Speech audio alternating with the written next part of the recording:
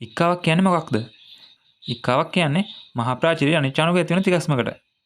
අනිච්චානුක කියන එකේ තේරුම තමයි අපිට සිතාමතා පාලනය කරන්න බැරි ක්‍රියාවලියක් කියන එක. එතකොට මහා ප්‍රාචීරය කියන්නේ අපේ ශරීරයේ උදර කුහරය සහ උරස් කුහරය එකිනෙකට වෙන් කරන පේශියට. ඉක්ක වැටෙනකොට හික් සද්දයක් එන්නේ කොහොමද? ඔයා දන්නවා අපේ උගුරේ තියෙන ග්‍රසනිකාව ශ්වසන මාර්ගයට සහ ආහාර මාර්ගයට පොදුයි. එතකොට අපි කන කෑම බඩට විතරක් නෙමෙයි වෙනහළු වලටත් යන අවදානමක් තියෙනවා. මේක වළක්වන්න අපි ආහාර ගිලිනකොට ස්වරාලය ඉහළට ඇවිල්ලා එතන තියෙන අපේජීහිකාව කියන පියල්ලෙන් ශ්වාසනාලය දොර වැහෙනවා. ඉතින් ඉක්ක වැටෙනකොට මහා ප්‍රාචීරයේ තියෙන ගැස්ම නිසා අපේජීහිකාව හදිස්සියෙම වැහෙනවා. මේ අපේජීහිකාව වැහෙනකොට තමයි හික් සද්දයක් ඇති වෙන්නේ. සාමාන්‍ය ඉක්කාව මිනිත්තු කිහිපයකින් නවතිනවා. හැබැයි දින ගණනක් හෝ සති ගණනක් පවතින ඉක්කාව වෙන රෝගයක රෝග ලක්ෂණ වෙන්න පුළුවන්. හරි අපි දැන් බලමු යාට සාමාන්‍යයෙන් ඇති වෙන ඒ කියන්නේ මිනිත්තු කිහිපයකින් නවතින ඉක්කාවකට මූලික වෙන හේතු මොනවද කියලා. මේ හේතු හැම ඉක්කාවකටම වළංගු වෙන්නේ නැහැ.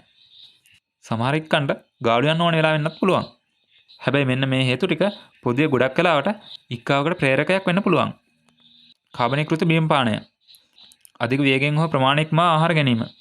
ප්‍රමාණික මධ්‍යස්ථාර පානය කිරීම. බඩේ අජීර්ණයක් පැවතීම. මානසික ආතතියෙන් සිටීම හෝ ක්ෂණික පුදුමයට පත්වීම. පරිසරයේ උෂ්ණත්වය ක්ෂණික වෙනස් වීම. හුලං ගිලීම. ඒ කියන්නේ චුයින්ගම් කාලා කෙරගින්න වගේ දේවල්. දුම්පානය.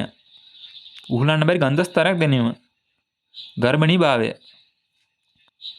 හරි අපි දැන් බලමු මේ වගේ හේතුවක් නිසා ඇතිවන චූටි ඉක්කාවකට ගෙදරදී කරගන්න පුළුවන් ස්වයං ප්‍රතික්‍රම මොනවද කියලා. මද වේලාවක් හුස්ම හිර කරගෙන සිටීම. ගැඹුරින් හුස්ම ගැනීම. කඩදාසි බෑගයක් තුළට ආශ්වාස ප්‍රාශ්වාස කිරීම.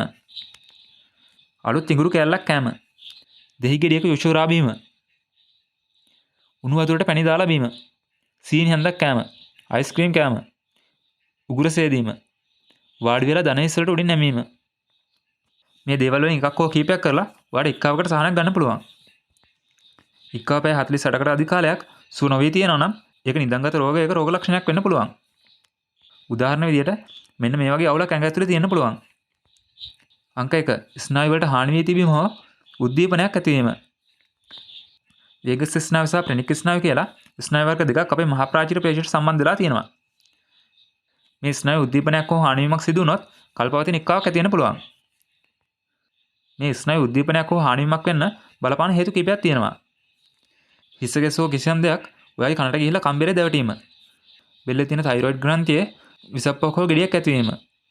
බඩේ තියෙන හයිඩ්‍රොලික් අම්ලය අන්න ස්රෝතය දක්වා උඩට පැමිණීම. උගුරේ තුවාල පැවතීම හෝ උගුර බැරැන්ඩ වීම. අංක 2 මධ්‍ය ස්නායු පද්ධතිය ආබාධ.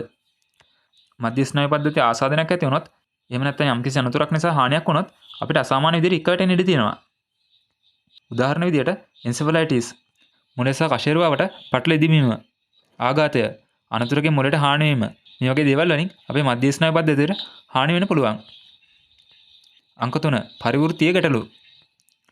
ඔයාගේ ඇඟේ පරිවෘත්තීය ක්‍රියාවන් හරියට වෙන්නේ නැත්නම් ඒක ප්‍රතිඵලයක් විදියට ඉක්ක ඇති වෙන්න පුළුවන්.